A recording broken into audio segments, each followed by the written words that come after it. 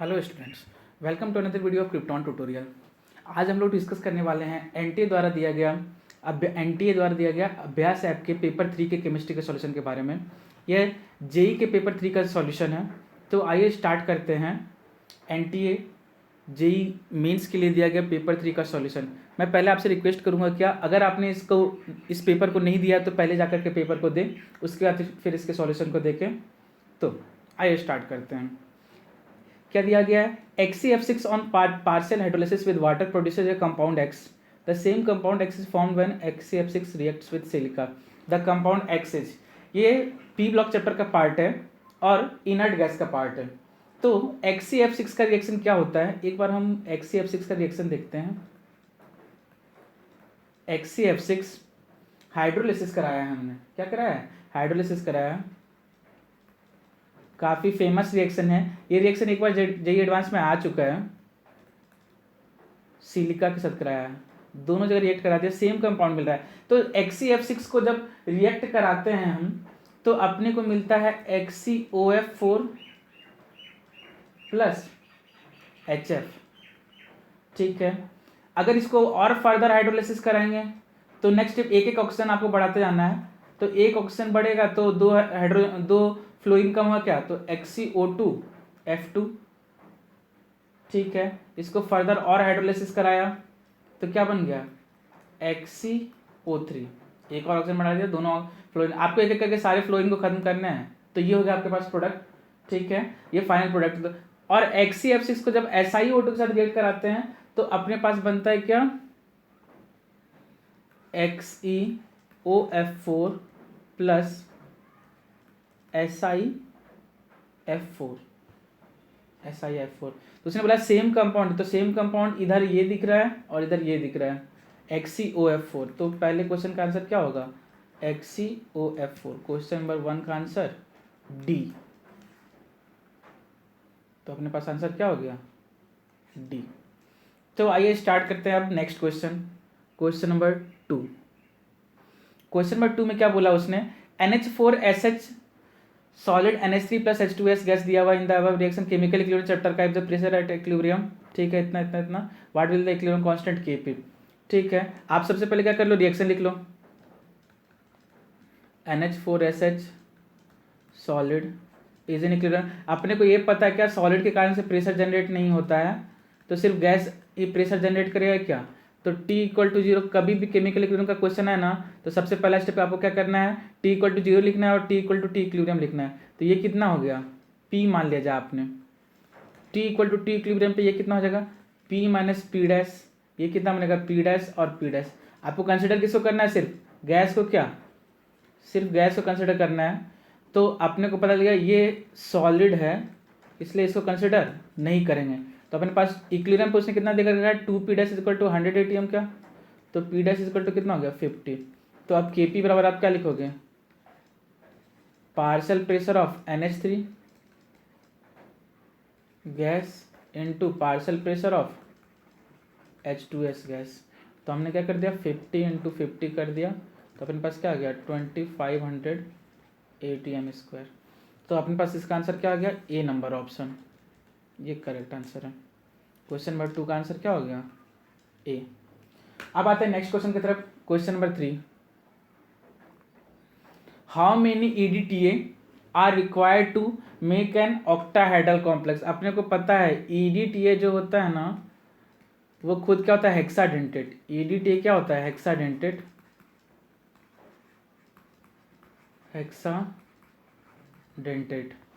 Hexadentate मतलब कितना donate कर सकता है? 6 लोन पेयर डोनेट। कितना डोनेट करेगा? 6 लोन पेयर डोनेट करेगा। ठीक है, 2 नाइट्रोजन से करता है और 4 ऑक्सीजन से करता है। तो एक बार EDTA का स्ट्रक्चर बना लेते हैं। EDTA का इथाइलिन डायमीन टेट्रा एसीटेट। तो हमने बनाया CH2 N इथाइलिन डायमीन। अब टेट्रा एसीटेट है तो CH2 होगा यहाँ पे। CH2 COO minus CH2 minus CH2 CO1। ये नाइट्रोजन के ऊपर यहाँ पर लोन पेयर है और एक लोन पेयर यहाँ पर है। ये दो नाइट्रोजन के लोन पेयर लेंगे और ये 4 ऑक्सीजन से डोनेट करता है। एक यहाँ से हो गया, एक यहाँ से हो गया, एक यहाँ से हो गया, एक इस ऑक्सीजन से, एक इस ऑक्सीजन से, एक इस ऑक्सीजन, तो 6 हो गए क्या। तो उसने बोला हेक्साडेंट ऑक्टाहेड्रली बनाना है, तो कितना EDTA चाहिए होगा, 1 EDTA, क्योंकि एक ही EDTA में अपने को 6 लोन पर मिलेगा, ऑक्टाहेड्रल बन जाएगा क्या, तो 1 EDTA। तो इसका आंसर क्या हो जाएगा, C नंबर ऑप्शन। EDTA काफ़ी फेमस है, ये या तो इसका स्ट्रक्चर एग्जाम में आ जाता है, या इसका नेम एग्जाम में आता है, या फिर इसका यूज आता है। इसका यूज क्या होता है, लेड पॉइजनिंग में। इसका यूज क्या होता है, लेड पॉइजनिंग में, लेड पॉइजनिंग। इसको आप ध्यान रखिएगा, इसका स्ट्रक्चर को काफ़ी इंपॉर्टेंट है, ये JEE एडवांस में भी आया हुआ है। इसका स्ट्रक्चर JEE एडवांस 2012 में आया था, इथाइलिन डायमीन टेट्राएसीटेट का कॉमन नेम लिखने के लिए। और उसने क्या किया था, नाम दे, यही नाम दिया था, सीधा सीधा नाम दिया था उसने, बस उसने क्या कर दिया था, अमीन में एक जगह पे AMM लिख दिया था और एक जगह पे AMINE लिख दिया था। और बच्चे कंफ्यूज हो गए थे कि डबल M वाला होता है या सिंगल M वाला होता है, तो सिंगल M वाला करेक्ट आंसर है। तो EDTA ये 2012 में आया हुआ है एडवांस में, ठीक है। चलिए अब आते हैं नेक्स्ट क्वेश्चन पे। नेक्स्ट क्वेश्चन पे उसने क्या बोला है, विच of the following statement is true for the reaction given below. Alkaline KMnO4 के साथ रिएक्शन कराया। अल्कलाइन KMnO4 क्या करता है, H2O को ऐड कर देता है। अल्कलाइन KMnO4 क्या करता है, H2O को ऐड कर, सॉरी वो हाइड्रोक्सी ग्रुप को ऐड करता है, वो भी किधर, सिन एडिशन होता है। तो अपने पास ये दिया हुआ है, तो एंटी वाला तो ऐसे ही खत्म हो जाएगा ऑप्शन। यहाँ पे आपको चारों ऑप्शन लिखे हुए हैं, यहाँ पे ये क्वेश्चन लिखा हुआ है CH3H, इसको रिएक्ट करा दिया किसके साथ, अल्कलाइन KMnO4।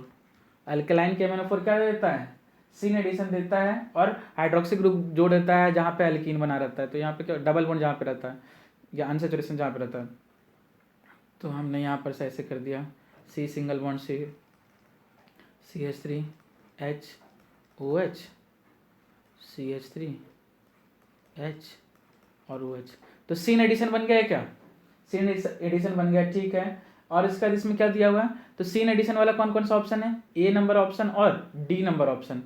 अब यहाँ पे देखते हैं ये कौन सा कंपाउंड, ये मीजो कंपाउंड है। जब आप इसका स्ट्रक्चर बनाएंगे तो आपको पता चलेगा ये मीजो कंपाउंड होगा। ऊपर वाला R होगा तो नीचे में भी सेम अपोजिट डायरेक्शन आप रोटेट करेंगे तो वही मिलेगा। तो इसका आंसर क्या हो जाएगा, A। और फिर इसका आंसर क्या हो गया अपने पास, A नंबर ऑप्शन, ठीक है। नेक्स्ट क्वेश्चन पे आते हैं। ये मीजो कंपाउंड कैसे चेक करते हैं, मीजो कंपाउंड आप ऐसे चेक करोगे ना कि आप उसका फिशर प्रोजेक्शन बनाओ और यहाँ पर उसको रूल के हिसाब से लिखो, ऊपर वाले को क्लॉकवाइज रोटेट करो सेम मॉलिक्यूल से जहाँ से रोटेट करा है, और नीचे वाले को एंटी क्लॉकवाइज रोटेट करो सेम मॉलिक्यूल से। अगर सेम कन्फिग्रेशन आ गया तो फिर वो मीजो है, ऐसा। नेक्स्ट क्वेश्चन देखते हैं, ये मीजो को देखने का शॉर्ट ट्रिक है। Question number 5, electrometallurgical process is use to extract, ठीक है। क्वेश्चन नंबर 5 मेटलर्जी चैप्टर का है, सिंपल सा क्वेश्चन है। इलेक्ट्रोमेटलर्जी मतलब क्या, इलेक्ट्रॉन का यूज हो रहा है क्या, इलेक्ट्रॉन का यूज मतलब कौन जल्दी इलेक्ट्रॉन का डोनेट कर सकता है या एक्सेप्ट कर सकता है, इन सब में से। ये सारे मेटल हैं, ये सारे मेटल हैं, इनमें से कौन सा मेटल है जो इलेक्ट्रॉन ईजिली डोनेट कर देगा, क्या सोडियम है क्या, अल्कली मेटल सोडियम, तो आंसर क्या हो जाएगा सोडियम, 5th का C। अगर नहीं याद है ना तो ये लॉजिक लगाया, नहीं तो याद है तो बहुत अच्छा।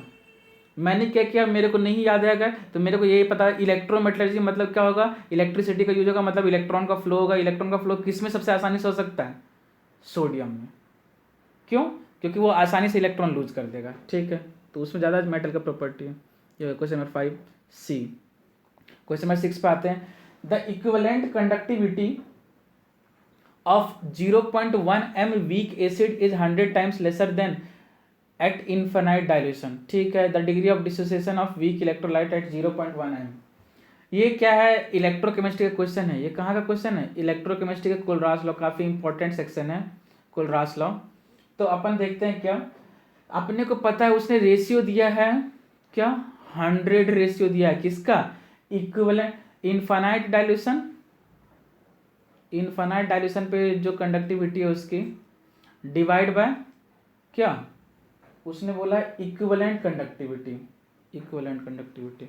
ठीक है, तो क्या ही दिक्कत है यहाँ पे, ये इनफाइनाइट पे था, ये इक्विवेलेंट पे था। उसने बोला 100 टाइम्स लेसर है, तो इसका रेशियो क्या हो जाएगा 100 टाइम्स।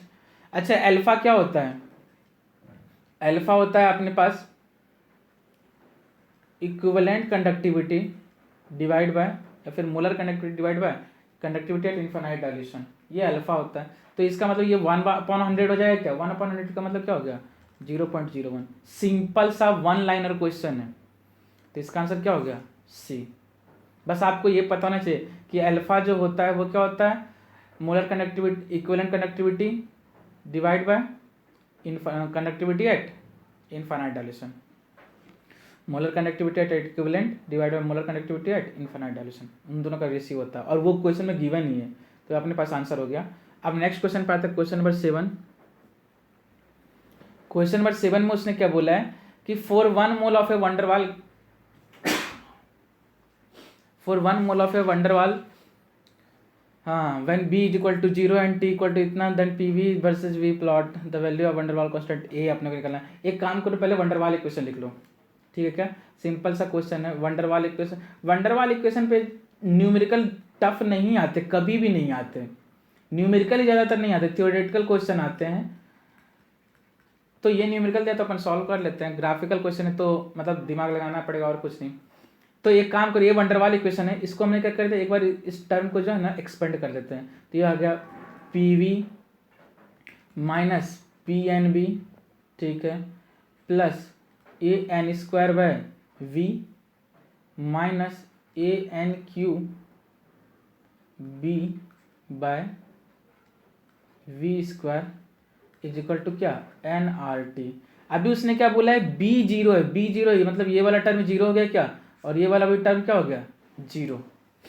तो अपने पास क्या बचा, P V plus A N square by V is equal to N R T. ठीक है, अब देखो वाई एक्सिस पे पी वी और एक्स एक्सिस पे क्या है 1/v, तो हम क्या करते हैं P V is equal to N R T minus A N square by V, ये है वाई, इसको हमने सी लिख दिया, ये क्या हो गया एम एक्स। तो एम क्या हो गया अपने पास माइनस ए, एम क्या हो गया अपने पास माइनस ए, और एम होता क्या है, माइनस मतलब नेगेटिव स्लोप, एम क्या होता है y2 माइनस y1। अगर आप मैथ्स के स्टूडेंट होंगे तो आपको ये पता होगा, हाँ, स्लोप y2 माइनस y1, तो डाटा पुट कर दो सीधा, 20.6 minus 20.1, 21.6 minus 20.1 divide by 3 minus 2, ये 1.5 आ गया आंसर। तो आंसर क्या हो जाएगा इसका सी, क्या आंसर हो जाएगा सी। क्वेश्चन नंबर 7 का क्या आ गया आंसर सी। सिंपल सा क्वेश्चन है, बस अपने को कैसे भी करके जो ग्राफ में एक्स एक्सिस और वाई एक्सिस दिया हुआ है ना, वंडरवाल इक्वेशन से उस इक्वेशन पे पहुंचना है, तो इसीलिए मैंने यही सब कर दिया, तो ऐसा आ गया। क्वेश्चन नंबर 8, क्वेश्चन नंबर 8 क्या बोला गया है अपने को, an isomer of C6H14 forms 3 monochloro derivative, the isomer में भी एक्सक्लूडिंग स्टीरियो देखना है सबसे पहले। तो हमने क्या कर दिया, C6H14 का कौन कौन सा आइसोमर बन सकता है, DBU इसका 0 है, तो एक काम करते हैं इसका आइसोमर बनाते हैं। तो सबसे पहला तो स्ट्रक्चर, मतलब आपको स्ट्रक्चरल आइसोमर बनाना है बेसिकली। तो 1 2 3 4 5 और यहाँ पे क्या हो गया 6, ये हो गया एन हेक्सेन हो गया, ठीक है। उसके बाद फिर 6 वाला तो क्या 5 वाला बनाते हैं, 1 2 3 4 5 5 वाले चेन में एक ये हो सकता है, 2 मिथाइल पेंटेन हो गया। अब इसमें एक और पॉसिबिलिटी क्या यहाँ पे आ जाए, ये नॉर्मल हेक्सेन है, एन हेक्सेन 2 मिथाइल पेंटेन, ये क्या है 3 मिथाइल पेंटेन। अभी 5 रिंग वाला तो 5 चेन कार्बन वाला चेन वाला बना दिया। अब मैंने क्या करते हैं 4 कार्बन वाला चेन वाला बनाते हैं, 2 3 4। तो एक यहाँ पर हो गया और एक यहीं पर हो गया, तो ये हो गया, और एक हो गया ऐसा, एक यहाँ पर, एक यहाँ पर। तो ये पॉसिबिलिटी थी आइसोमर की, ठीक है। अब उसने क्या बोला है कि 3 मोनोक्लोरो डेरिवेटिव, मतलब जहाँ से सिमेट्री है ना वहाँ तक में आपको देखना है। तो इसमें क्या होगा, सिमेट्री कहाँ से कहाँ, 3 4 के बीच में सिमेट्री है क्या, ये सिमेट्री है यहाँ पर से, तो 1 2, ठीक है, और इसका यहाँ पर ये 3 हो गया, तो बस यही वाला तो आंसर हो गया, 3 हो गया। बाकी का मैं बता देता हूँ कितना होगा। सिमेट्री कहीं से है क्या, एक तो यहाँ पर लगेगा, इसमें देखते हैं कहाँ कहाँ पे लगेगा। ये सिमेट्री यहाँ इस वाले से सिमेट्री है, तो 1 2 2 होगा यहाँ पर, इसका कितना होगा 2, ठीक है। इसमें कितना होगा, सिमेट्री यहाँ से लगेगा, यहाँ से लगेगा, तो 1 2 3, और यहाँ पर एक क्लोरीन लगेगा तो 4 हो जाएगा, इससे 4 हो जाएगा, ठीक है।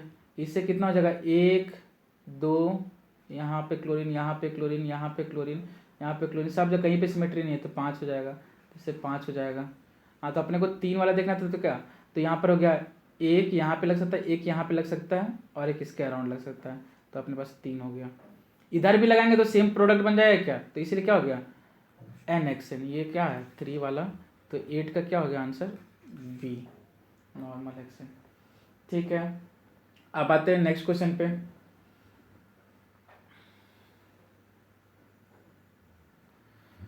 ये है क्रोमियम और manganese 3+ both have D4 configuration, ठीक है। तो 10 बोथ आर, देखो क्रोमियम Mn+2 में स्टेबल होता है, Mn+2 में क्या हो जाता है, वो स्टेबल हो जाता है। तो हमने क्या कर दिया, क्योंकि D5 कॉन्फ़िगरेशन है, एक काम करो ना, कॉन्फ़िगरेशन लिख ही लो पहले मैग्नीज का, 1s2 2s2 2p6 3s2 3p6 4s2 3d5, Mn+3 है, Mn+3 है, तो ये क्या हो जाएगा 4s0 3d4 हो जाएगा। Mn+2 में अगर इसको लेकर के गए ना हम, तो ये कुछ ऐसा हो जाएगा 4s0 3d5। क्या ये ज़्यादा स्टेबल है क्या, मोर स्टेबल, मतलब ये क्या होना चाहेगा, ये चाहेगा रिड्यूस होना चाहेगा, तो दूसरे क्या करेगा ऑक्सीडाइज अदर, तो ये तो ऑक्सीडाइजिंग एजेंट हो गया। Mn3+ क्या हो गया ऑक्सीडाइजिंग एजेंट, ठीक है। और क्रोमियम क्या है, क्रोमियम का स्टेबल कॉन्फ़िगरेशन क्रोमियम +2 में है क्या, तो +3 में जाएगा, तो खुद ऑक्सीडाइज होगा, तो दूसरे क्या करेगा रिड्यूस करेगा। क्रोमियम +2 से किस में जाना चाहिए, +3 में, ये क्या हो जाएगा रिड्यूसिंग एजेंट, तो इसका आंसर क्या हो जाएगा D। सिंपल सा क्वेश्चन था, क्वेश्चन नंबर, ये क्वेश्चन नंबर कौन सा है, क्वेश्चन नंबर 9, ये कौन सा क्वेश्चन नंबर 9 का D, ठीक है। नेक्स्ट क्वेश्चन पे आते हैं। हाँ, IUPAC name of product obtain bye oxidation of phenol with the help of chromic acid, ठीक है। फिनॉल बनाया, क्वेश्चन नंबर 10 है, क्रोमिक एसिड ऑक्सीडेशन कर देता है, तो ये फिनॉल है। सिंपल सा क्वेश्चन है ये, OH काफ़ी फेमस रिएक्शन है, इसको रिएक्ट करा दिया किसके साथ H2CrO4, ये क्रोमिक एसिड है, ये क्या है क्रोमिक एसिड है। तो यहाँ से क्या होगा, ऑक्सीजन पर क्या है, यहाँ से डीप्रोटोनेशन होगा सबसे पहला स्टेप, और अपने पास क्या बन जाएगा, डीप्रोटोनेशन होने के बाद फिर क्या होगा, ट्रांसफ़र हो जाएगा फिनॉक्सी ग्रुप में, किस में हो जाएगा, तो ये कुछ ऐसा हो जाएगा।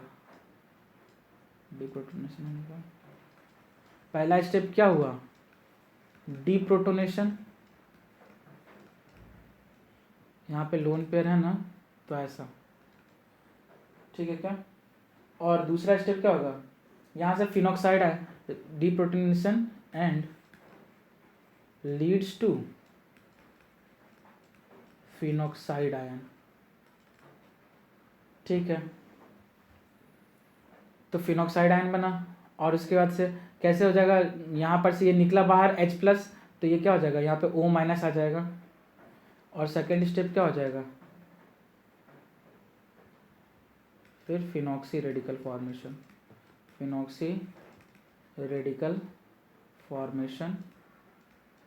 और उसके बाद फिर क्या हो जाएगा, third step product. Third step अपने क्या में, ये प्रोडक्ट जो है इसका नाम क्या है, इसका कॉमन नेम होता है हाइड्रोक्विनोन, क्विनोन, या फिर एक और कॉमन नेम होता है इसका क्या, 1,4 बेंजोक्विनोन, 1,4 बेंजोक्विनोन। बेंजोक्विन काफ़ी फेमस कंपाउंड है, इसका काफ़ी मेडिसिनल यूज भी है, ठीक है। और उसके बाद फिर क्या है, लेकिन इसने तो क्या पूछा, आईयूपीएसी नेम पूछा है, तो इसका आईयूपीएसी नेम रख देते हैं। यहाँ पे क्या है, ओन, ओन तो डाई ओन होना चाहिए, डाई ओन किसमें है, बी और डी में। कहाँ कहाँ पर है, 1 और 4 पे डाई ओन है, और 2 4 पे डाई इन है, 1 2 पे, 3 पे, 4 पे, 5 2 5 पे डाई इन है, तो 2 5 डाई इन और 1,4 क्या हो जाएगा, डाई ओन। मैं ऑप्शन एलिमिनेट करके बना रहा हूँ, तो सीधा सीधा आंसर क्या आ गया इसका, डी, 10 का डी, ठीक है। ये कंपाउंड आप याद रखिएगा, काफ़ी अच्छा कंपाउंड है, ये फेमस है। बेंजोक्विनोन बन गया, ठीक है। अब आते हैं नेक्स्ट क्वेश्चन पे।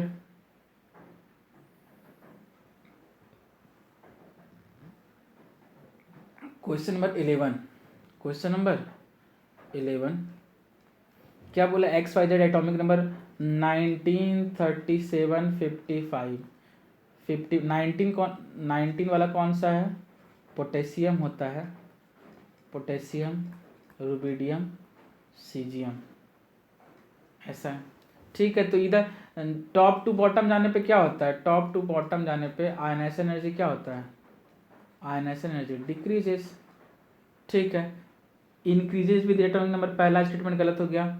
वाई का क्या हो जाएगा, तो बी नंबर ऑप्शन सही है ना, वाई का हाईएस्ट हो नहीं सकता, तो सीधा सीधा इसका क्या होगा, बी। वाई जो होगा वो क्या होगा, in between X and Z, Y का आयनाइजेशन एनर्जी, सिंपल है। टॉप टू बॉटम जाने पे क्या होता है, आयनाइजेशन एनर्जी डिक्रीज होता है, तो हमने ऐसे सॉल्व कर लिया। तो नेक्स्ट क्वेश्चन पे अब आते हैं, in which of the following species each atom carries same number of lone pair. Structure बना लो सबका। क्वेश्चन नंबर 12, तो क्या उसने बोला है, XCO4 2 माइनस, तो हमने स्ट्रक्चर बनाया यहाँ पे, XC डबल बॉन्ड और डबल बॉन्ड जेनोन कितना बना सकता है, 6 बॉन्ड बना सकता है, 8 बॉन्ड बना सकता है, तो एक O माइनस हो गया, एक O माइनस हो गया। तो अब देखते हैं यहाँ पे एक भी लोन पेयर नहीं, 0 लोन पेयर, और ऑक्सीजन के पास क्या है, यहाँ पे 3 लोन पेयर है, सॉरी 2 लोन पेयर है, तो ये तो नहीं हो गया। यहाँ पे 0 LP, यहाँ पे 2 LP, तो ये तो नहीं होगा। XCF2 जेनॉन ने क्या कर लिया, फ्लोरीन बना लिया, बच गया इसके पास कितने इलेक्ट्रॉन, 6 इलेक्ट्रॉन, 1 2 3। फ्लोरीन के पास कितना, 1 बना लिया, तो कितने इलेक्ट्रॉन, 6 इलेक्ट्रॉन बन गए, 3 लोन पेयर।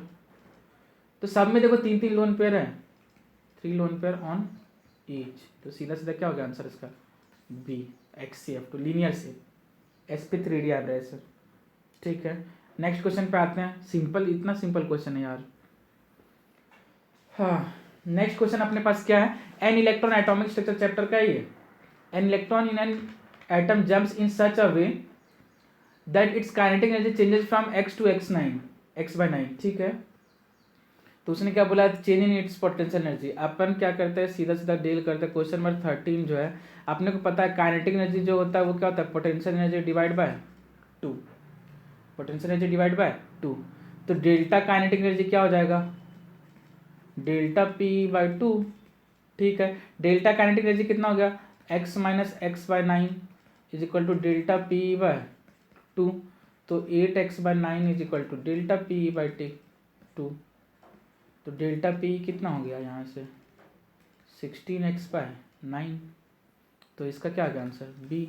सिंपल सा क्वेश्चन है, एटम, सिंपल सा क्वेश्चन है यार, बहुत आसान क्वेश्चन है, तो इसका आंसर क्या होगा, 13 का बी, 16x/9, ठीक है। नेक्स्ट क्वेश्चन पे आते हैं,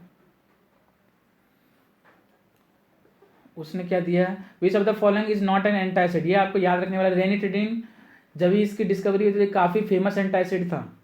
एल्यूमिनियम हाइड्रोक्साइड और मैग्नीशियम हाइड्रोक्साइड तो एंटासिड होते ही होते हैं, सिमेटिडिन भी होता है, हाँ, तो इसका आंसर क्या हो गया, डी। ये आपको याद रखना पड़ेगा, chemistry in everyday life chapter पढ़िए, उसमें होगा ये, ठीक है। तो फिनेलजीन क्या होता है, ये एंटी डिप्रेसेंट होता है, एंटी डिप्रेसेंट। रेनिटिडीन आपके एनसीईआरटी में अच्छे से लिखा हुआ है क्या, कि जब इसकी डिस्कवरी हुई थी तो काफ़ी फेमस हुआ था ये रेनिटिडीन, ALOH होल थ्राइस, और इसके साथ में ये भी MgOH होल ट्वाइस, ये भी एंटाइसिड का काम करता है। और सिमेट्रिडीन, ये तीनों क्या हैं, ये चारों एंटासिड, एसिडिटी को कम करते हैं। ठीक है, नेक्स्ट क्वेश्चन पे आते हैं।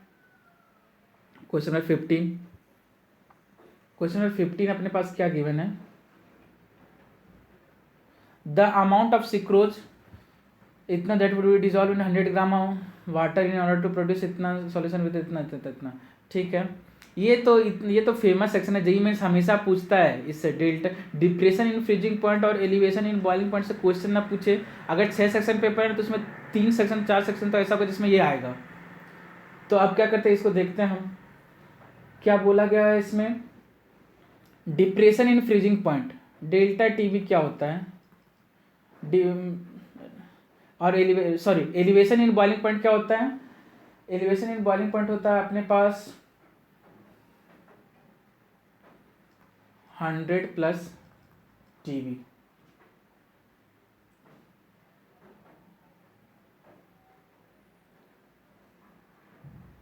ये हो गया एलिवेशन इन बॉइलिंग पॉइंट। और डिप्रेशन इन फ्रीजिंग पॉइंट क्या होता है, डिप्रेशन इन फ्रीजिंग पॉइंट होता है 0 - TF। ठीक है, ये हमने इसका स्टैंडर्ड, ये वाटर का इतना होता है बॉइलिंग पॉइंट, और ये क्या होता है, ये अपने पास क्या हो गया फ्रीजिंग पॉइंट। ठीक है, डेल्टा टी बराबर होता है I × KB × मोलैलिटी। ये भी क्या होता है I × KB × M। सुक्रोज है तो I की वैल्यू क्या हो गई 1, सुक्रोज के लिए I की वैल्यू क्या हो गई 1। तो अभी उसने क्या बोला है TB - TF दिया हुआ अपने पास, क्या दिया हुआ है TB - TF दिया हुआ है। तो यहाँ से TB बराबर क्या हो जाएगा, यहाँ से इसको इक्वेशन 1 नाम दिया और इसको इक्वेशन 2। तो TB बराबर क्या हो जाएगा 100 + डेल्टा TB, और TF बराबर क्या हो जाएगा, TF बराबर क्या हो जाएगा यहाँ पर से minus delta TF।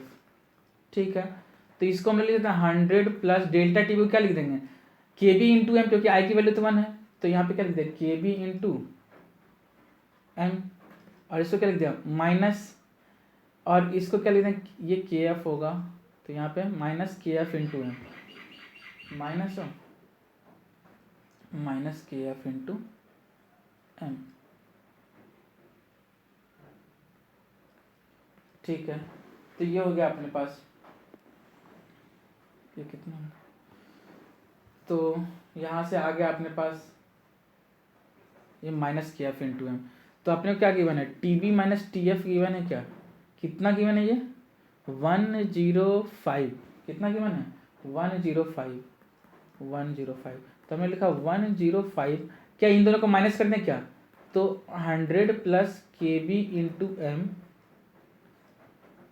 Minus KF × M।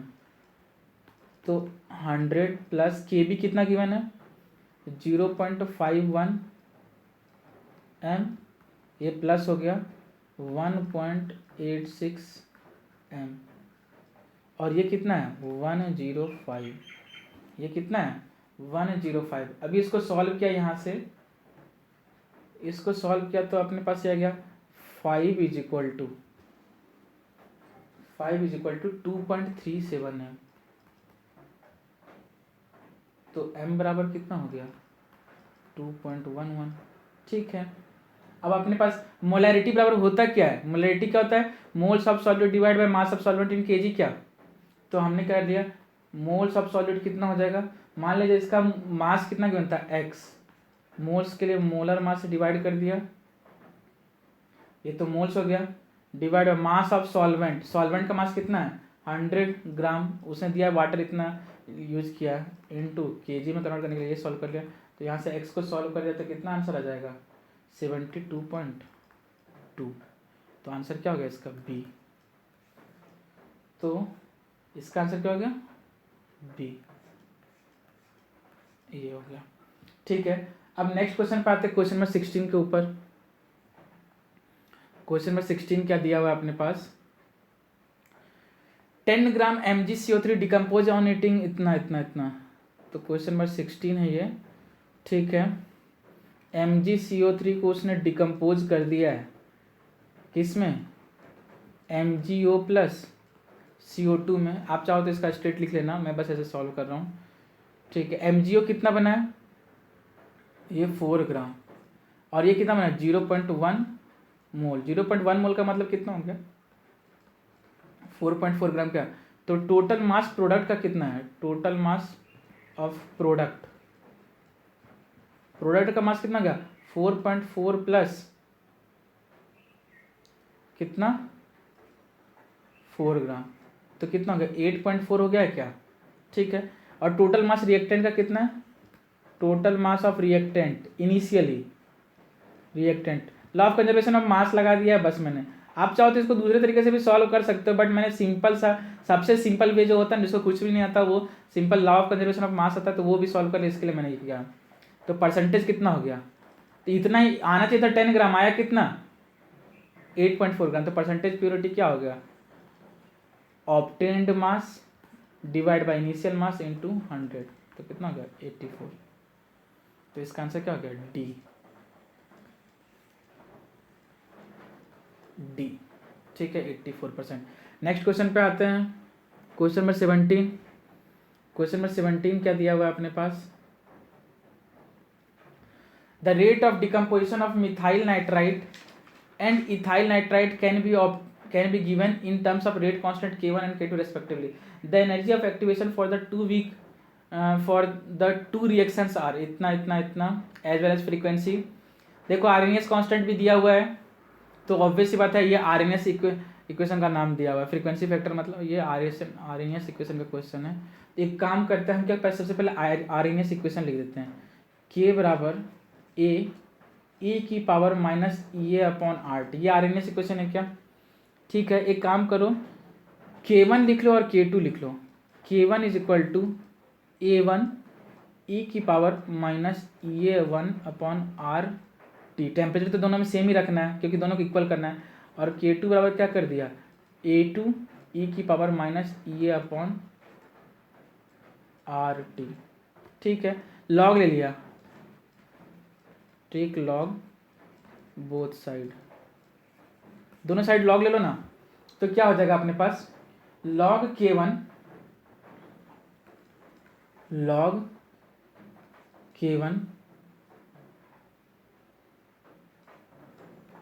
E रख लिया, log A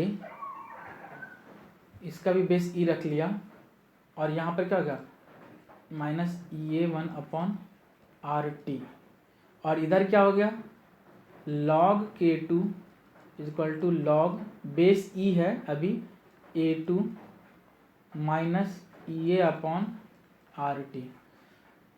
इसको बेस 10 में कन्वर्ट कर लिया, बेस 10 में कन्वर्ट कर लिया तो क्या हो गया log K1 is equal to log A minus EA1 upon 2.303 RT, और ये क्या हो जाएगा log K2 बराबर log A2 minus EA upon 2.303 RT। ऐसा हो गया क्या, सिंपल मैनिपुलेशन है। लॉग अगर आपको आता है तो आप सॉल्व कर सकते हो, अगर आपको फॉर्मूला याद है तो। अब क्या करें, दोनों को इक्वल करना है क्या, उसने क्या बोला है rate constant will be same, तो log K1 और log K2 की वैल्यू सेम रहेगी क्या, तो दोनों को इक्वल कर दो।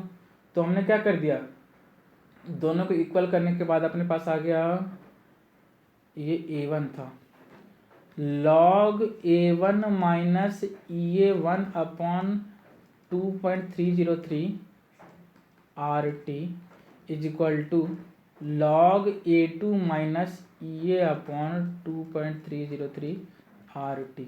ठीक है, अब वैल्यू पुट करना है सेम, अभी A1 और A2 की वैल्यू गिवन है अपने को, इसको इस साइड लेके जाओ, इसको इस साइड लेके आओ, log A1 upon A2, log A1 upon A2 या फिर log A2 अपॉन A1 कर दिया, तो log A2 अपॉन A1 इसको इस साइड कर दिया, इसको इस साइड, तो ये इस साइड चला गया क्या is equal to minus 1/2.303 R T तो कॉमन ले लिया, ये क्या हो गया EA1 माइनस EA2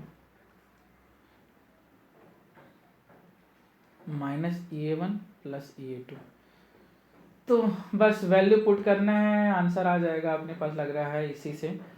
लॉग ये 10 पावर 13 है, ये 10 पावर 14 है, तो 14 और log 10 power 14 divide by 10 power 13, इसको माइनस में भी लिख सकते हैं क्या, तो इस जगह 14 minus 13 is equal to 1 is equal to minus EA1, ये किलो जूल में है, यहाँ पे किस में होना चाहिए, जूल में होना चाहिए, तो इसको 1000 से मल्टीप्लाई कर दिया तो ये कितना हो जाएगा 152। एक काम करते हैं डायरेक्ट यहीं पे 1000 से मल्टीप्लाई करते हैं, डिवाइड बाई 2.303 RT, इसको सॉल्व कर लिया 152 157, तो ये कितना होगा 5.4 ये हो गया। तो इसको 1000 से मल्टीप्लाई करें तो 5400 आ गया, क्या कितना आ गया 5400। तो यहाँ से हमने क्या किया, सिंपल सा 1 is equal to 5400 divide by R कितना होता है, अपने को टी निकालना था ना, आर 8.314 जूल में इंटू 2.303 इंटू टी, तो टी बराबर कितना हो जाएगा 5400 डिवाइड बाई 8.314 इंटू 2.303। इसको सॉल्व किया तो इसका आंसर क्या आ जाएगा 282, इसका आंसर क्या आ जाएगा 282। तो इसका आंसर क्या हो गया सी नंबर वाला ऑप्शन। क्या है, सिंपल RNS इक्वेशन लेकर के दोनों का मैंने दोनों को इक्वल कर दिया लॉग लेने के बाद, तो इसका आंसर क्या आ जाएगा सी नंबर ऑप्शन 282 सी। कौन सा ऑप्शन, सिंपल मैथ्स का मैनिपुलेशन है, आप इजीली कर सकते हो इसको, आप इजीली कर सकते हो, कुछ करने का जरूरत ही नहीं है इसको। तो 282 ठीक है, बस लॉग ले लो दोनों साइड और दोनों को इक्वल कर दो, फिर लॉग सॉल्व करने तो आपको आता ही है, मैथ्स के स्टूडेंट हो भाई। तो ये हो गया। नेक्स्ट क्वेश्चन पे आते हैं आप, क्वेश्चन नंबर 18। क्वेश्चन नंबर 18 क्या बोला है, a body centred cubic is made up of hollow sphere, ऐसा solid sphere of solid A are present in hollow sphere of B, ठीक है, radius of A is half radius of B, ठीक है, what is the ratio, सबसे पहले Z क्या होगा इसका, BCC है, तो आटो कॉर्नर 1/8 इंटू 8 प्लस एक बॉडी के सेंटर पे, तो कितना होगा इसका जेड 2 हो गया, ठीक है। रेडियस ऑफ बी को हमने क्या मान लिया RB, रेडियस ऑफ ए को हमने क्या मान लिया RA, ठीक है। तो अपने को उसने पूछा है रेशियो निकालना है अनऑक्यूपाइड, तो टोटल वॉल्यूम कितना हो जाएगा, पहले तो ये देखते हैं, total volume of sphere, total volume of sphere क्या हो जाएगा, वॉल्यूम ऑफ स्फीयर क्या होता है 4/3 πr3 क्या, या फिर उसने क्या क्यूबिक है ना, क्यूबिक है, तो टोटल वॉल्यूम, एक काम करते हैं अपने को टोटल वॉल्यूम इसका हो जाएगा क्या, टोटल वॉल्यूम बराबर ए क्यूब, और BCC में क्या होता है √3a/4 is equal to R, तो a बराबर क्या हो जाएगा 4, ये b है तो RB डिवाइड बाय √3, तो a³ बराबर कितना हो जाएगा 64 RB क्यूब डिवाइड बाय 3√3, ये हो गया अपने पास। अब हम क्या करते हैं, ये तो अपने पास हो गया, वॉल्यूम ऑफ स्फीयर निकालते हैं, ये तो क्यूबिक था तो इसलिए ऐसा कर लिया, क्यूब ऐसा साइड क्यूब कर लिया। अब वॉल्यूम ऑफ स्फीयर निकालते हैं unoccupied sphere, volume of unoccupied sphere, तो ये क्या होगा बी वाले स्फीयर का वॉल्यूम माइनस ए वाले स्फीयर का वॉल्यूम, क्या volume of B minus volume of A sphere. तो हमने क्या कर दिया 4/3 पाई तो कॉमन होगा RB³ माइनस RA³, ठीक है। RA की वैल्यू क्या होगी RB/2, RA बराबर क्या होता है, इसने बोला कि उसका हाफ है, तो 4/3 पाई यहाँ पर RB³ माइनस इसको RB/2 पुट कर दिया तो RB³/8, तो इसको जब ये सॉल्व कर लिया तो ये क्या हो गया, इसको जब सॉल्व कर लिया तो अपने पास आ गया, और यहाँ पर से क्या हो जाएगा, अपने पास जेड भी तो मल्टीप्लाई करना पड़ेगा, इसको किससे मल्टीप्लाई करना पड़ेगा, जेड से। किससे मल्टीप्लाई करना पड़ेगा, जेड इंटू ये, इंटू जेड कितना था 2 इंटू 2। तो सॉल्व कर लिया इसको तो 4/3 पाई, इसको सॉल्व कर लिया तो ये कितना हो गया 7RB cube divide by 8 into 2। तो ये 2 और 8 कैंसिल हो गया, तो अपने पास क्या गया 7RB cube pi divide by 3। ठीक है, उसने रेशियो पूछा था, क्या उसने क्या पूछा था, रेशियो। तो पहले का वॉल्यूम कितना निकला 64RB क्यूब डिवाइड बाई 3√3, क्या 64RB cube divide by root, तो हमने यहाँ पे पुट कर दिया सीधा सीधा, रेशियो ही तो निकालना है अपने को। तो ये हो गया अपने पास पहला, और दूसरा क्या था 64RB क्यूब डिवाइड बाय 3√3 इतना था। ठीक है, तो रेशियो क्या हो जाएगा दोनों का, अपने को इसका रेशियो ही तो लेना है। तो 7/3 पाई RB cube divide by 64/3√3 RB cube cancel, तो ये 3 और ये 3 भी कैंसल, तो क्या हो गया 7 पाई ये √3 ऊपर चला जाएगा, √3 डिवाइड बाय 64, ये आंसर हो जाएगा अपने पास।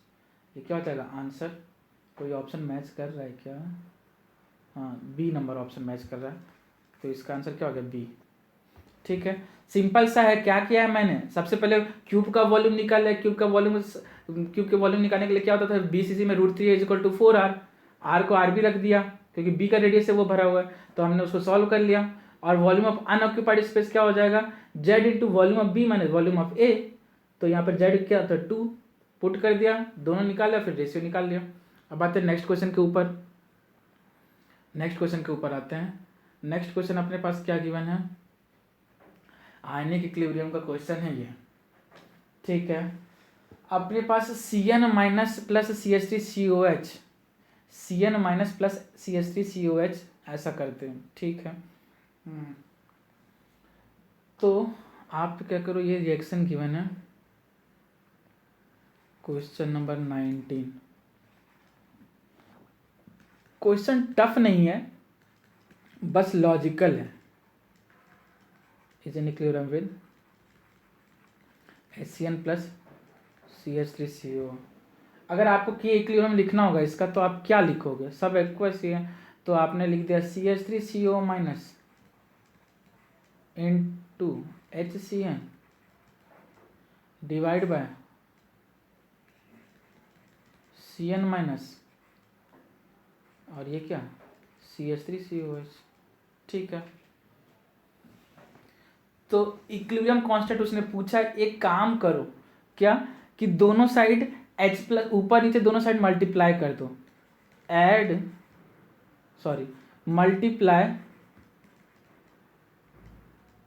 Multiply H plus on numerator and denominator, दोनों साइड ऊपर नीचे दोनों साइड H प्लस से मल्टीप्लाई कर दिया, तो कोई दिक्कत होगा क्या, क्योंकि दोनों साइड ऊपर नीचे दोनों मल्टीप्लाई किया, तो हमने ऐसा लिख दिया CH3COO minus into HCN into H plus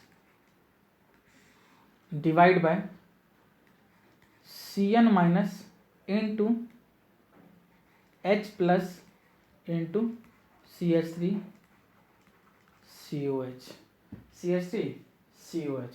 अब एक चीज यहाँ पे दिमाग लगाना, क्या ये वाला टर्म जो है, इसको जो मैं अंडरलाइन सर्कल में घेर रहा हूं, ये वाला टर्म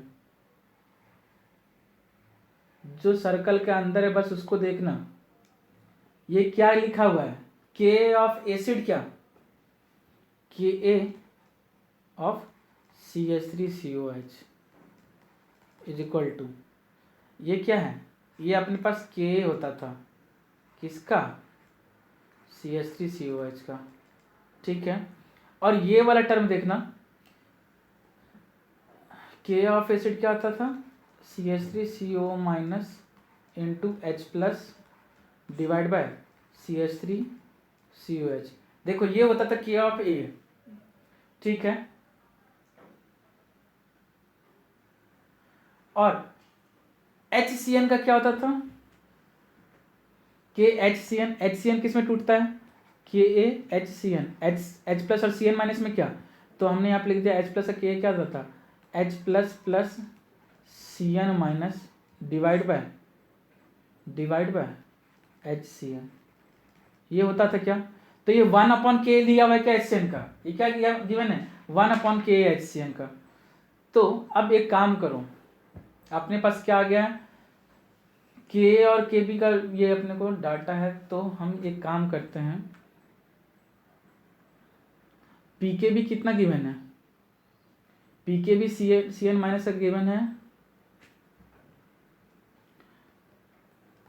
पी के बी एच सी एन का कितना 4.69, तो पी के कितना हो जाएगा 14 माइनस 4.69, तो कितना हो जाएगा 9.31। तो के ए कितना हो जाएगा, इसका एंटी लॉग ले लिया क्या, एंटी लॉग ले लेंगे तो इसको ये क्या हो जाएगा 4.9 इंटू 10⁻⁻10, ठीक है। और HCN के लिए तो देख लिया, अब हमने क्या किया है CH3COH के लिए देखते हैं, PKB ऑफ CH3COH कितना दिया हुआ है, PK कितना हो जाएगा 4.75, तो KA कितना हो जाएगा 1.77 इंटू 10⁻⁻5, ठीक है। अब यहाँ पे देखना KA निकाल लिया आपने, KB दोनों का, KA CH3COH का भी निकाल लिया है और KA HCN का भी निकाल लिया। अब ये जो ऊपर में मैंने किया था H प्लस से मल्टीप्लाई करके सॉल्व करने का, तो ये ऊपर ये वाला टर्म देखना, यहाँ पे ये KA लिखा हुआ है CH3COH का, और ये वाला टर्म क्या लिखा हुआ है 1/k HCN, 1/k HCN। तो यहाँ पर से हमने सीधा सीधा लिख दिया क्या, K equilibrium is equal to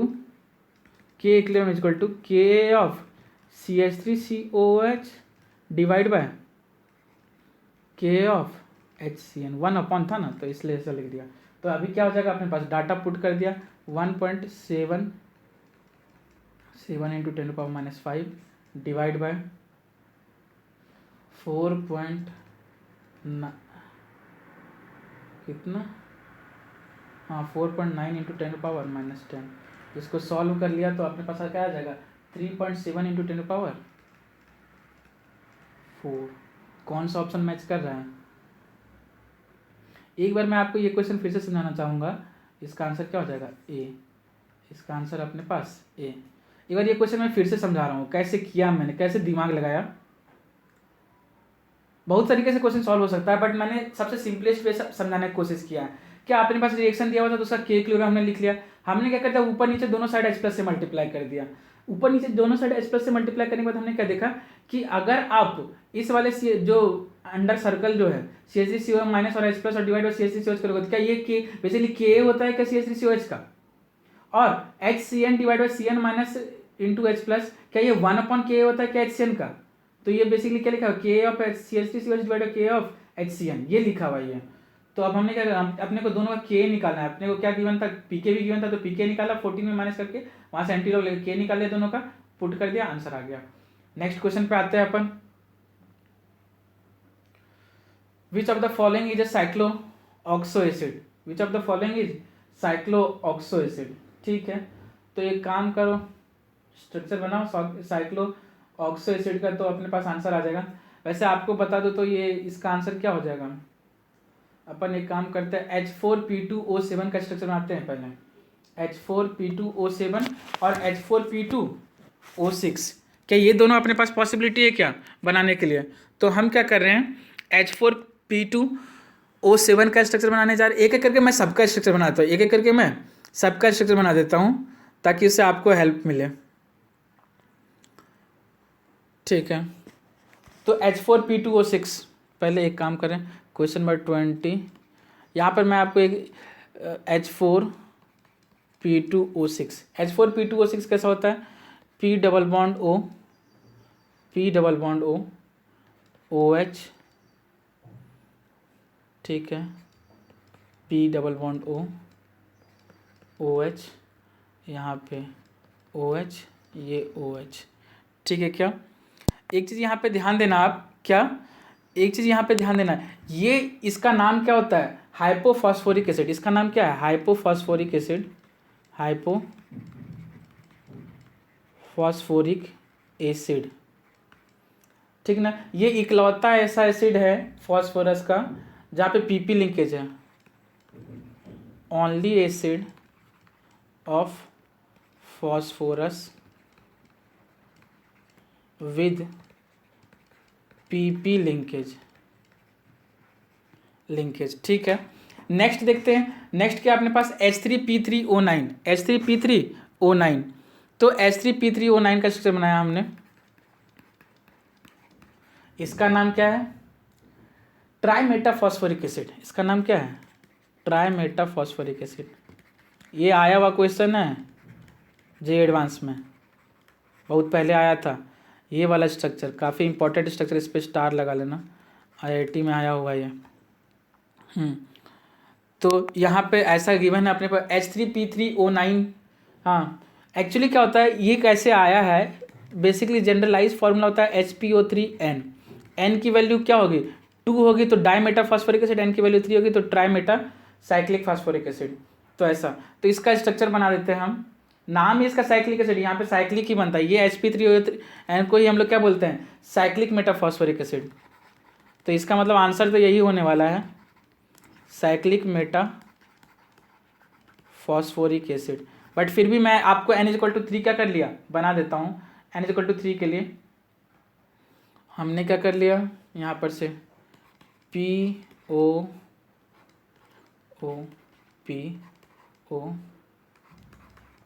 ऐसा, यहाँ से double bond OH, double bond OH, double bond OH, ये डबल बॉन्ड है, तो ये हो गया, ठीक है। ये आया हुआ है IIT में। तो आंसर क्या हो गया इसका, साइक्लिक ही है क्या, तो अपने पास इसका आंसर क्या हो गया, C नंबर पर, बाकी देखने की जरूरत ही नहीं है, ठीक है। नेक्स्ट आते हैं क्वेश्चन नंबर 21।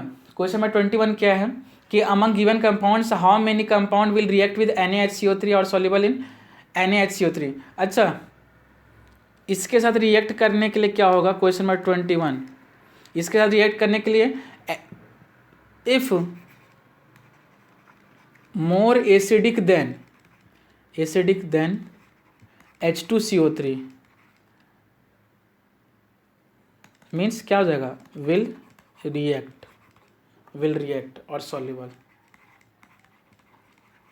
ठीक है। उससे ज़्यादा H2CO3 से ज़्यादा रिएक्टिव हो गया ना, तो पहला देखो ना आप, सीधा सीधा ऐसे ही आंसर मिल जाएगा। पहला अल्कोहल है, H2CO3 एसिड से कम वो होता है, एसिडिक होता है वो, या फिर मतलब हाँ एसिड से कम एसिडिक होता है वो कार्बोक्सिलिक एसिड से। ये कार्बोनिक एसिड, ये क्या है, कार्बोनिक एसिड, वीक एसिड ही है इनऑर्गेनिक का, लेकिन क्या है, एसिड है ये, ठीक है। तो नॉर्मल ऑर्गेनिक कंपाउंड से तो ज़्यादा एसिडिक होगा, लेकिन यहाँ पर C जो है, C क्या है अपने पास, कार्बोक्सिलिक एसिड, ये स्ट्रॉन्ग होता है क्या, इस वीक एसिड से ज़्यादा हो जाएगा। और D क्या अपने पास, सल्फोनिक एसिड, ये दोनों ही क्या होते हैं, मोर एसिडिक होते हैं, ये दोनों ही क्या होते हैं, मोर एसिडिक, ये दोनों क्या है, मोर एसिडिक देन H2CO3। तो यही रिएक्ट कर जाएंगे क्या, यही रिएक्ट कर जाएंगे। एक चीज़ ध्यान देना, सल्फोनिक एसिड IIT के हिसाब से, एडवांस के हिसाब से ज़्यादा प्रायोरिटी वाला है, ये IIT ज़्यादा एसिडिक है, और ये JEE मेंस के हिसाब से है ज़्यादा acidic.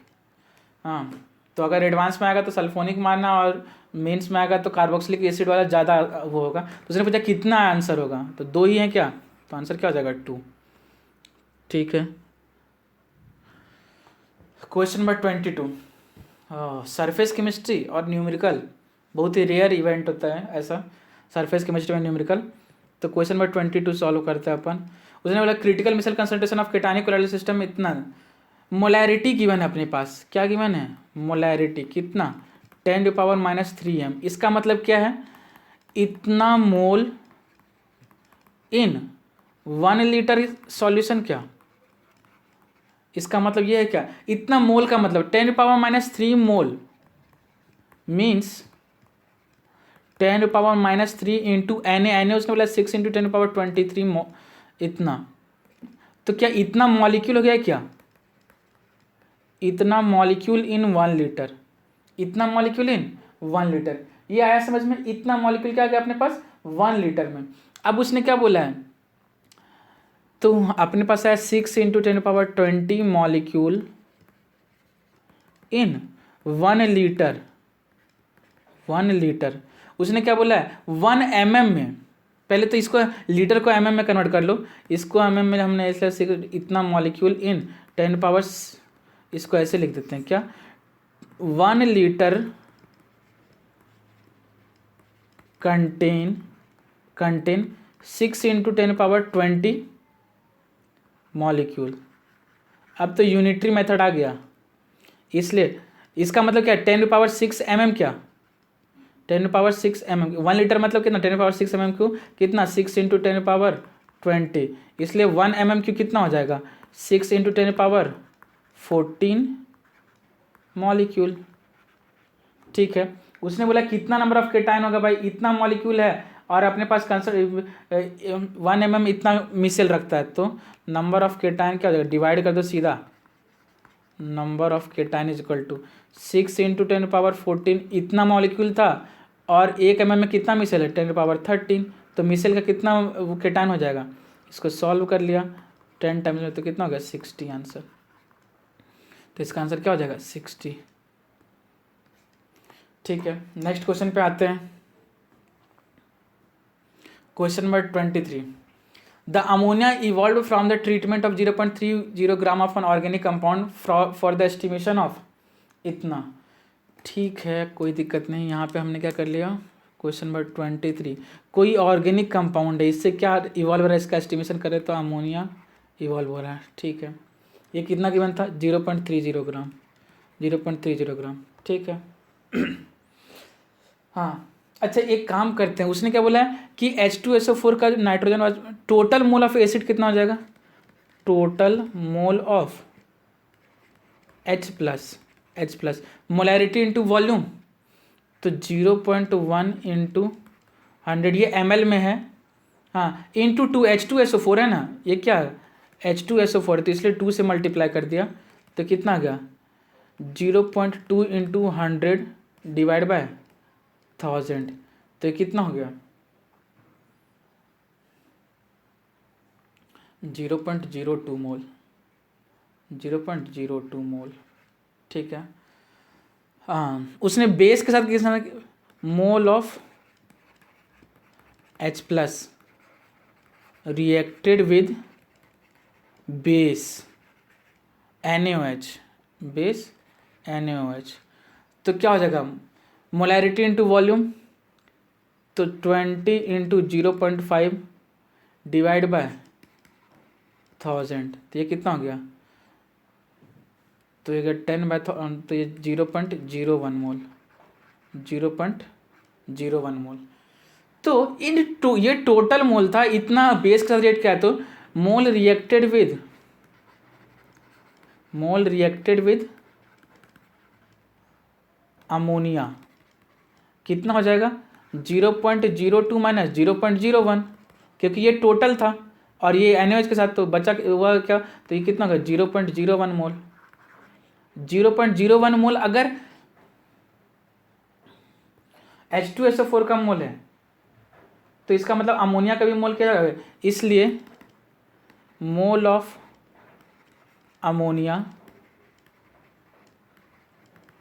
Is equal to 0.01 mole, इसलिए मोल ऑफ नाइट्रोजन भी कितना हो जाएगा, मोल ऑफ नाइट्रोजन 0.01 मोल। तो मास कितना हो जाएगा, mass of nitrogen 0.01 into 14, 0.01 into 14, तो 0.14, 0.14। तो अभी उसने क्या बोला, परसेंटेज बताओ, टोटल मास उसने कितना 30.30, तो परसेंटेज क्या हो जाएगा 0.14 डिवाइड बाय 0.30 इंटू 100। इसको सॉल्व कर लिया तो इसका आंसर क्या हो जाएगा 46.66, 46.66, 46। तो इसका आंसर क्या हो जाएगा 46.66 आंसर। सिंपल सा मोल कंसेप्ट का क्वेश्चन था और कुछ नहीं था। 24 the ratio Kp to Kc इतना इतना इतना इतना, द हीट ऑफ, ये क्वेश्चन केमिकल इक्विलिब्रियम और थर्मोडायनेमिक्स को मिला करके दिया गया, but simple formula based question है। आपने Kp और Kc को रिलेट करके बस एक ही फार्मूला पढ़ा है, Kp is equal to Kc RT की पावर डेल्टा Ng। तो Kp बाय Kc कितना हो गया RT की पावर डेल्टा Ng, क्या Kp बाय Kc कितना, ये कितना गिवन है अपने को 24.63। एक काम करो R पुट करो, R कितना था 0.0821 इंटू टी पुट करो केल्विन में 300 था कि power delta Ng is equal to क्या होगा 24.63। तो डेल्टा Ng कितना आ गया 1। अब क्या है, उसने पूछा है डेल्टा U बताओ, तो डेल्टा H बराबर delta U plus delta Ng RT होता है। डेल्टा H कितना दिया हुआ 98.83, 98, तो डेल्टा U बराबर क्या हो गया delta H minus delta Ng RT, ये कितना था 98.8 माइनस डेल्टा Ng कितना 1। R को आपको किस में लेना पड़ेगा, ये किलो कैलोरी में दिया हुआ है तो R को भी आपको किलो कैलोरी में लेना पड़ेगा क्या, तो कैलोरी में तो 2 होता है, किलो कैलोरी के लिए क्या कर लिया 1000 से डिवाइड कर दिया इंटू 300। इसको सॉल्व किया तो आंसर कितना आ जाएगा 98.2। तो इसका आंसर क्या हो जाएगा 98.2। क्वेश्चन नंबर 25 पे आते हैं, ये लास्ट क्वेश्चन है। The total number of compound having at least one bridging group, at least one bridging group, ठीक है। तो ब्रिजिंग ग्रुप का मतलब क्या है कि जिसमें ब्रिज बन रहा हो मेटल ऑक्सीजन मेटल के बीच में, ठीक है। N2O3, तो NON double bond O lone pair lone pair, तो ये ब्रिजिंग है। N2O5 NON double bond O coordinate bond O double bond O coordinate bond O, ये भी है क्या, ठीक है। P4O6 क्या है P4O6, तो P4O6 को कैसे डील करेंगे अपन, P4O6 तो काफ़ी फेमस स्ट्रक्चर है, तो हमने क्या बना दिया P4O6 POP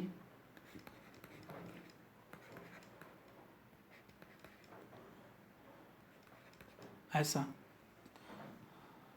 P4O6 है ना, तो ये हो गया P4O6 loan pair lone pair lone pair lone pair, तो ये हो गया। तो इसमें भी POP लिंकेज है क्या, मेटल ऑक्सीजन मेटल, ठीक है।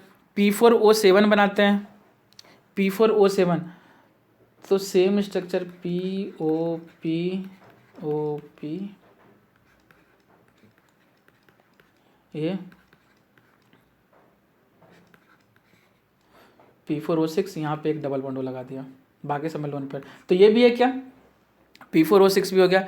H4P2O5 H4P2O5 को क्या बोलते हैं पायरोफॉस्फोरस एसिड, पायरोफॉस्फोरस। अभी तक में कितने हो गए 4 तो हो गए हैं।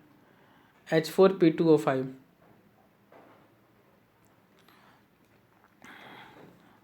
H4P2O5 पे क्या H4P2O5 क्या नाम है इसका पायरोफॉस्फोरस एसिड, पायरोफॉस्फोरस एसिड। तो हमने क्या कर लिया इसका स्ट्रक्चर बनाया पायरोफॉस्फोरस एसिड का, सिंपल स्ट्रक्चर है। मैंने आपको थोड़ी देर पहले एक क्वेश्चन में बताया था क्या कि एक इकलौता स्ट्रक्चर था जो कि क्या था POP लिंकेज लिंकेज कंटेन नहीं करता था, सिर्फ फॉस्फोरस लिंकेज कंटेन करता था। अगर आपको याद होगा तो उस एसिड का नाम क्या था H4P2O6। उसके अलावा जितना भी है क्या वो करेगा क्या POP लिंकेज।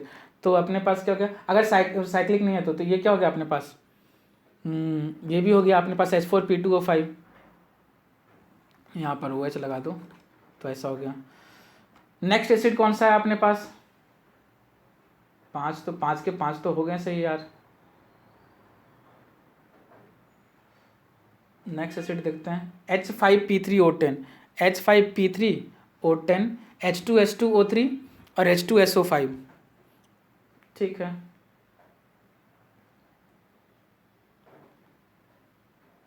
तो हमने लिख लिया H5P3O10।